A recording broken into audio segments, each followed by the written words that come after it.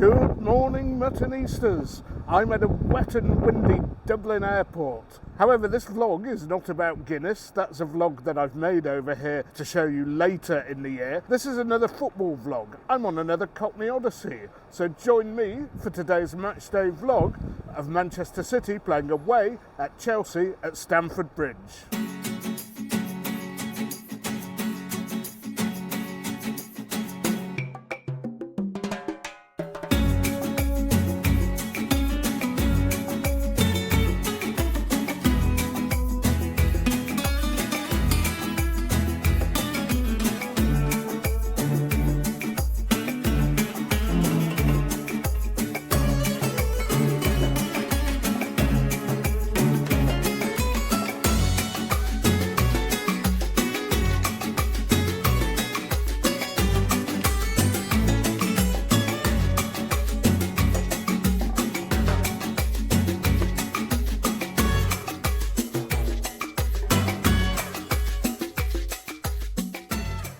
I do hope the weather's a bit better in London than this, otherwise the ball's going to swirl around all over the place.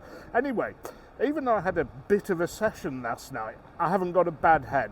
I'm pretty good, pretty fit for the game, and they do say that Guinness has pretty good ingredients, so it doesn't give you such a bad head. Anyway, I'm not one of these morning drinkers. You'll have to wait till we arrive in London before I start putting lips to glass. Anyway, I'm getting a bit cold and wet out here, so I'm going to go in and check in. Now, usually I travel through these airports with a mountain of luggage. I have to because I have sleep apnea. I need to take a CPAP machine. However, today I'm bringing nothing at all. I've made a point of introducing the vlog from Ireland, but we'll see you in London and you'll find out later exactly why that is. Here we go, folks. It's time for another Cockney Odyssey.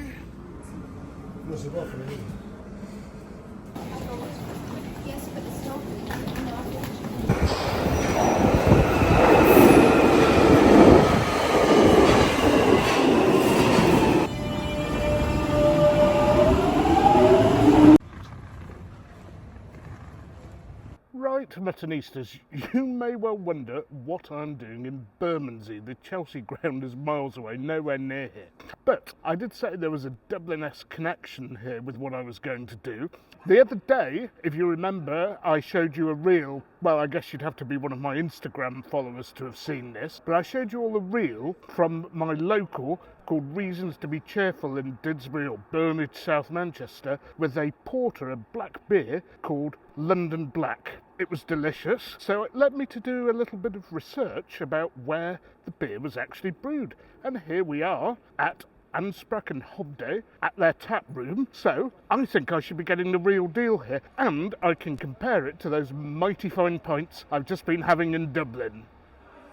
Thankfully, I'm joining my friend Neeraj again, who's got one in for me, so it's ready to drink as I arrived. And some of you were a bit dubious about the head when I had it in Manchester. This looks a much cleaner, creamier head, but I can assure you the beverage was fantastic when I had it up there. And this is even better. It's not as good as the very, very top places in Dublin for Guinness, but if you want a stout or a porter in London and a few select places outside London in Britain, this is well worth coming for. Well worth a detour, I'd say. And if I can find it, they let you bring your own food in. There's supposed to be a market very close to here, but I'm not sure where it is. Oh well, maybe we'll have a liquid lunch today. Now, some of you Guinness Puritans keep telling me I have to split the G. I don't see why one should have to split the B here. I've not heard of that tradition with this London Black, but I still insist that splitting the G, the B, or whatever you want to call it, means taking too big a gulp the first time. You're drinking a third of the pint. Just make sure you drink through the head and get straight into the liquid on your first gulp. And whilst I didn't actually physically go to the market, Neeraj went there and got the food in whilst I got the beers in, I think I really do need to pay it a visit. We had on the left duck arancini, Sicilian rice balls with duck, which is an unusual and premium ingredient, and some excellent fillet steak. I would have been happy with that in a restaurant. in a peppercorn sauce with some chips and a bit of chimichurri on the side, which, as it happens, is my favourite steak sauce. Beautiful, absolutely beautiful. And I have to say the Glasgow salad was pretty decent as well. Not something I have very often, but I'm guessing that they fried them in duck fat or goose fat or something. And while I admit I'd usually rather take such food with wine, they did have wine available on sale there, but I mean I can't not drink such a fine black ale or a porter. And it didn't go down too badly at all with the meat. The one thing I don't do is drink fizzy drinks with food other than finger food, for example lager or sparkling wine. Okay, Muttonistas, I hope you enjoyed those little clips and voiced over descriptions of the food and drink here. This is wonderful, this place is. You can bring your own food in, and there's a great market just down the road. The two dishes, the duck arancini and the fillet steak, 22 quid between them. Not bad because the ingredients were of a high quality. Even the Glasgow salad was wonderful. Anyway, I am going to finish this wonderful pint, and then when the team news comes out, we're going to talk football. Okay, I'm nearly finishing my beer here. I did promise you a bit of football chat. Johnny Stones out for a while. Very disappointing, but I think as long as we have at least one of Rodri and Johnny Stones, we have the correct balance in midfield and defence. Obviously better if they're both there. And the team news is out, and the big news is that Jeremy Doku gets a game. He's really going to put it to Chelsea as Guardiola.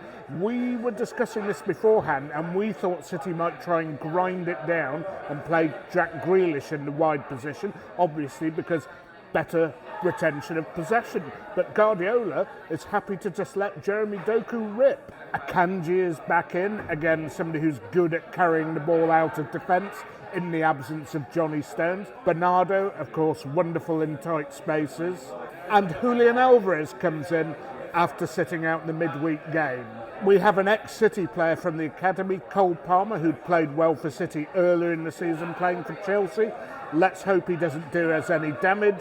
I'm going to finish my pint, head to the stadium, and come on City.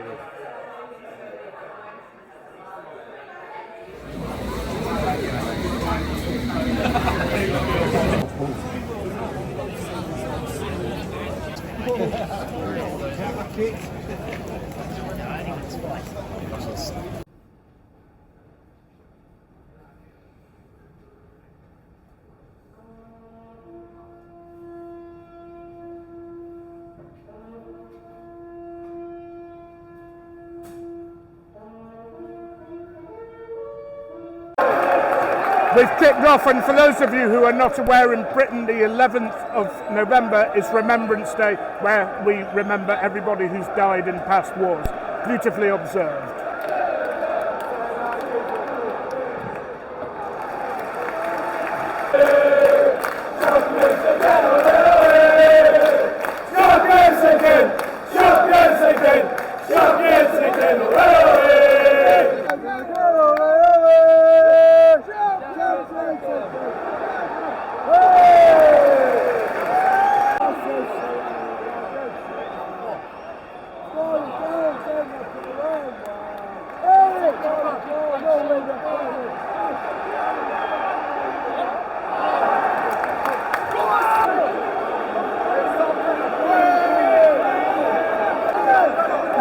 We couldn't see what happened at the other end, but it looks like it's a penalty from Anthony Taylor of all people. It's been VAR'd, but maybe I can see when I review the video whether it was for handball or a push or what. Come on, City! It's a penalty. Come on, Erling, do the business.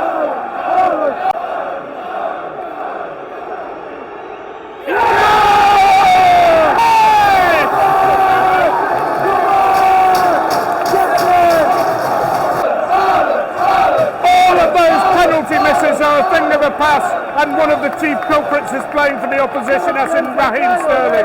Haaland knows where to put it. 1-0 City.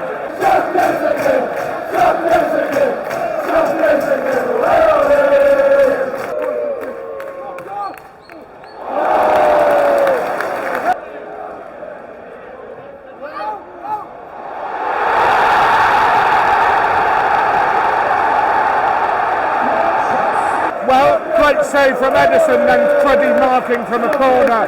Thiago Silva ran in, nobody picked him up, and yeah, it was a well-guided header into the corner, but that's not good enough really, particularly against the side that's pretty blunt at front. Come on, City.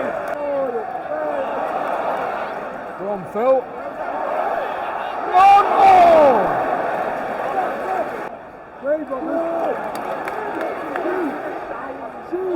Go on, Phil.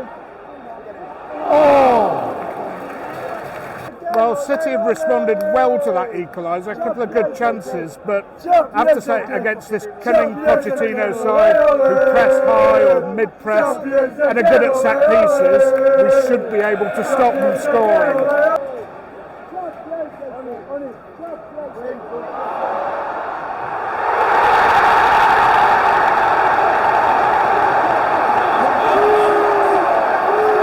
Well, this has really gone pear-shaped. It started off with some miscontrol from Guardiola, I think it was Guardiola, and we never really got control of the situation after that. And whilst I'm not sure who the miscontrol was from, Guardiola was turned inside and out, and again, Sterling wasn't picked up. He was always very good at picking the right position to run into, but usually he couldn't put the ball into an aircraft hangar. He's that bad at finishing.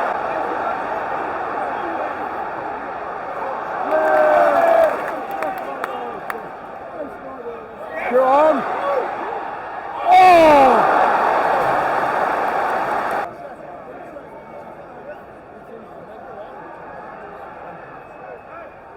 Go on!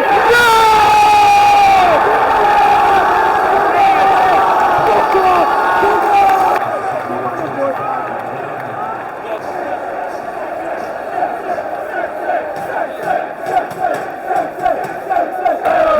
Just on the stroke of half-time and injury time, City's own corner routine paid dividends. Ball floated over and Akanji guided a precision header into the top corner. 2-2, what a game this is.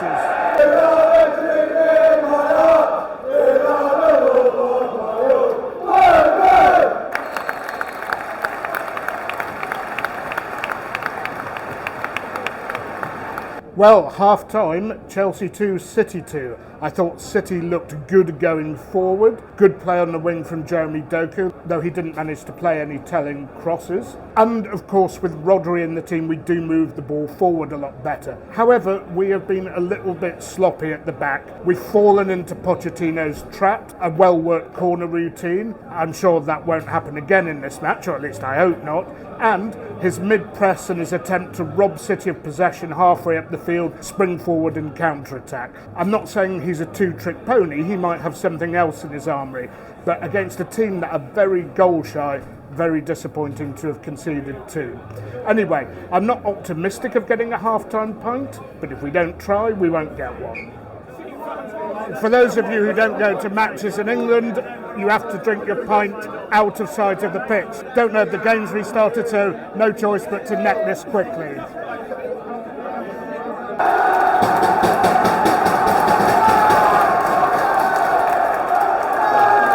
Okay, when City play, that's the risk you take. 47th minute, and I saw the goal. I didn't get my camera out quickly enough, but the ball was crossed over to Erling Haaland. Well, he didn't catch it cleanly, it just got bundled in. City scored these goals just after half-time. Maybe I should forgo the half-time pint. Anyway, 3-2 to City, looking good. Or maybe not, VAR check. There was all sorts going on there, so I've no idea whether it hit anything.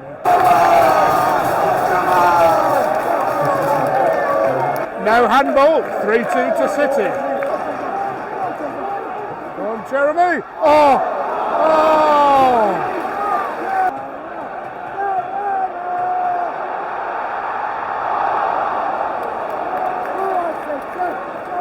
About an hour in, and this game needs to settle down a bit. We're 3-2 up. We just need to control possession as we usually do, and I think Doku for Grealish, not least because he got a yellow for a dive, is a sensible move, because whilst Doku is more offensive, Grealish maintains possession better.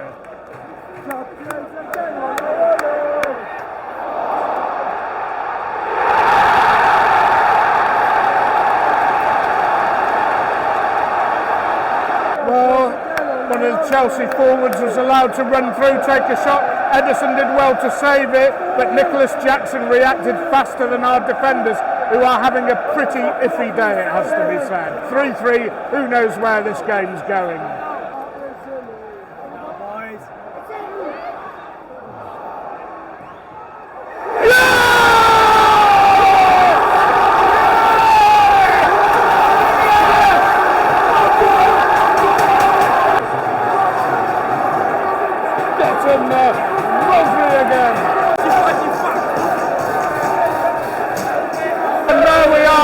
What a humdinger of a game this is. City had moved the ball about beautifully from side to side, and eventually it came to Rodri, who gave it a whack and did the business yet again. Okay, I admit it took a big deflection, but who cares? City 4, Chelsea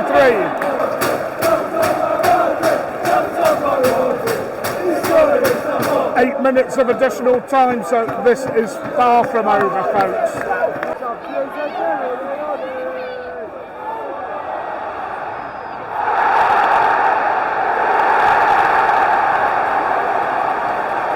Well, subject to VAR, there's a penalty here, and I thought City had got a bit lax after they'd gone ahead. Really needed to keep possession better, too much allowing runners to run without picking them up again. And yes, it's probably Cole Palmer who's going to take it. Come on, Ederson, we need a save from you now.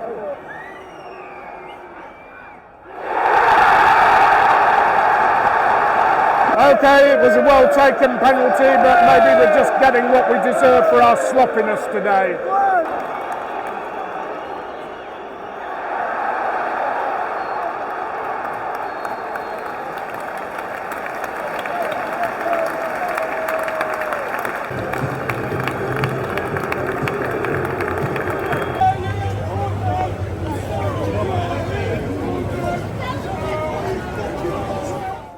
Well, Muttonistas, what did you make of that? Now, in case you're wondering why I've got a post-match glass of champagne instead of beer, it's because I had to rush back to Heathrow because I was doing a day trip from Dublin. I'm lucky enough to fly enough to get some lounge access, so I'm digging in as usual. But what an incredible game that was. I just didn't think Chelsea had that in them. I mean, if you go back to September, there was only one candidate for goal of the month because they could hardly score. A very hard game for me to dissect, and one that could take me forever, to be honest.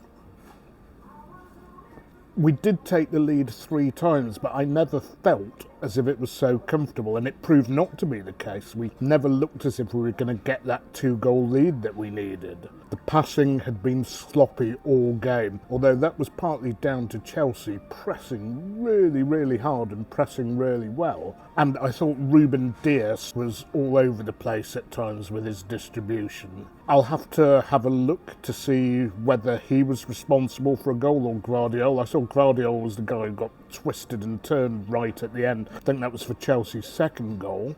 And another negative, some suspicion that Ederson might have done better with the third goal. He didn't do very well in terms of pushing it out straight to the oncoming Chelsea attacker. All in all, we were not picking up runners all day, and we're going to have to defend a lot better than that against Liverpool and their tricky counter-attacking when we play them at the Etihad in 2 weeks' time. As for Chelsea, some of that was classic Pochettino. I didn't think he'd be so game and so attacking, but he pressed pretty high and mid-press in the first half, and I think it was even higher, like a full-on high press at the start of the second half. But most of this is not a surprise. It's not something we haven't seen before from Pochettino. Reminds me of a game where they surprised Manchester United when Baconface was in charge many years ago. High pressing, high energy, trying to dispossess the opposition high up the field. And it felt every time we got ahead, we went into our shells, and then when they equalised, we started coming forward and playing better. I didn't understand the performance at all today in that regard. At the end of the day, though, given that Chelsea do seem to have turned a corner, it's not a bad result. A draw at Stamford Bridge historically was always a decent result. I know they've had a shabby year and a half, but they have played quite well against the big teams. They got a draw against Arsenal where they should have won. They got a draw at home to Liverpool as well. And you could argue that City have played Chelsea later in their development. It looks to me, even though the transfer policy was bonkers with a lot of square pegs for round holes, that Pochettino's starting to strike a tune out. But I did look at them play on Monday against Tottenham and against 9 men. They really struggled to win that game when the score was at 1-1. But at least Chelsea supporters can look forward to some more exciting games. It was about a fair result. I mean, both sides had their chances to win it, but I don't think anybody really deserved to lose at such a humdinger of a game. So, I think another quick slurp and then time to start rounding things up, Muttonistas. My next game will be RB Leipzig at home. I can't go to the Liverpool game at home. Yes, I do have a season ticket. Yes, I do live in Manchester. It's just the way things go for me work-wise sometimes. Anyway, please come and join me for that vlog. I'll be exhausted making this one, and by the time you see it, it may well be Tuesday. And I'll try putting out some non-football content after this vlog to keep you all going through the dark days of the international break. But until then, please remember to keep liking, keep sharing, keep subscribing, keep telling your friends about me. But most of all, don't forget, you can't beat a bit of mutton.